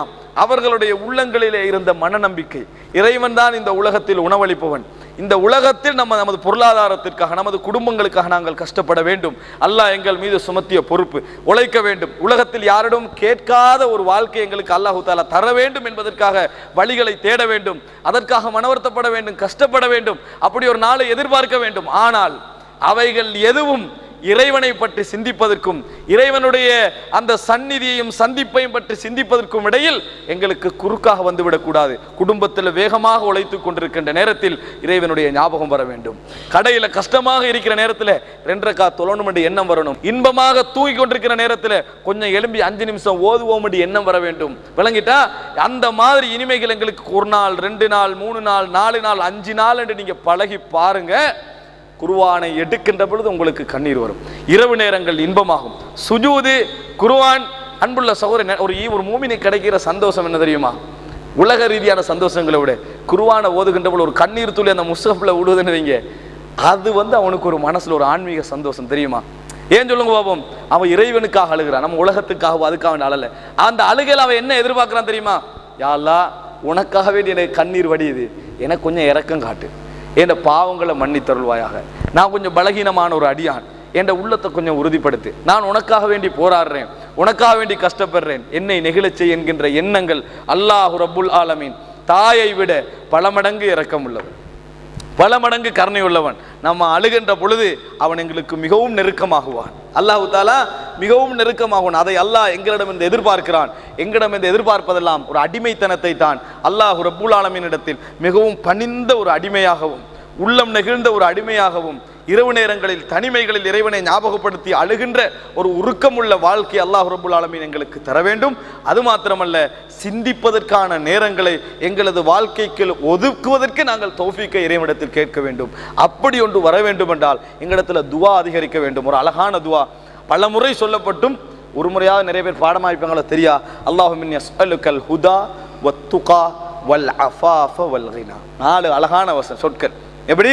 அல்லாஹும்ம இன்னி அஸ்அலுக்கல் ஹுதா, யா அல்லாஹ் உன்னிடத்தில் நான் நேர்வழியை கேட்கிறேன், வத்துகா இறையச்சமுள்ள ஒரு வாழ்க்கையை கேட்கிறேன், வல் அஃபா பேணுதலான ஒரு வாழ்க்கையை கேட்கிறேன், வல் கினா போதும் என்கின்ற மனப்பான்மையை கேட்கிறேன், எனக்கு போதும் என்கின்ற ஒரு மனப்பான்மையை கேட்கிறேன். ரசூல் ஸல்லல்லாஹு அலைஹி வஸல்லம் இந்த துவாவும் அனஸ் ரலியல்லாஹு அன்ஹு சொல்கிறார்கள், நபி அவர்களோடு நான் தோழமை கொண்டிருந்த நேரமெல்லாம் அவர் அதிகமாக சொல்ல கேட்ட துவா என்ன தெரியுமா? அல்லாஹும்ம இன்னி அஊது பிக்க மினல் ஹம்மி வல் ஹஸன் வல் அஜ்ஸி வல் கஸ்ல் வல் ஜுப்னி வல் புக்ல் வ தலஅத் தைனி வ கலபத்திர் ரிஜால். அல்லாஹும்ம இன்னி அஊது பிக்க மினல் ஹம்மி வல் ஹஸன். யா அல்லாஹ், உள்ளத்தில் ஏற்படக்கூடிய கவலைகள், பலவிதமான கவலைக்கு மனுஷனுக்கு, அந்த துன்பங்கள், கவலைகள், வேதனைகள், இயலாமை, சோம்பேறித்தனம், நெருக்கடி, கோழைத்தனம், எனக்கு சூழ உள்ளவர்கள் மிஞ்சி என்னை ஆக்கிரமித்து விடல், கடன் நெருக்கடி, இவைகள் அனைத்தை விட்டும் நான் பாதுகாப்பு தேடுகிறேன். ரசூலுல்லாஹி ஸல்லல்லாஹு அலைஹி வஸல்லம் கேட்ட துவாக்கள். ஏன் சொல்லுங்க, நாங்க மறந்தாலும் துவாக்கள் எங்களை காப்பாற்றும். விளங்கிட்டா? நாங்க கொஞ்சம் புறக்கணிச்சுட்டு போனால், எங்களோட வாயில துவாக்கள் இருந்தால், இறைவனிடத்தில் கெஞ்சுகின்ற வளமை இருந்தால் அது கொஞ்சம் நிறுத்தும். அப்படிப்பட்ட நல்ல மனோநிலை உள்ள மஜ்லிஸுகளோடு, மார்க்க மஜ்லிஸுகளோடும் தொடர்பட்ட ஒரு உலக வாழ்க்கை அல்லாஹ் ரப்புல் ஆலமீன் எனக்கும் உங்களுக்கும் தந்தருள் பாலிப்பானாக. ஹாதா மா இந்தி வல் இல்மு இந்தல்லாஹ் வ அகூலு கௌலி ஹாதா வ அஸ்தக்ஃபிருல்லாஹ் லி வ லக்கும். வஸ்ஸலாமு அலைக்கும் வ ரஹ்மத்துல்லாஹி வ பரகாத்துஹு. சுப்ஹானக்கல்லாஹும்ம வ பிஹம்திக.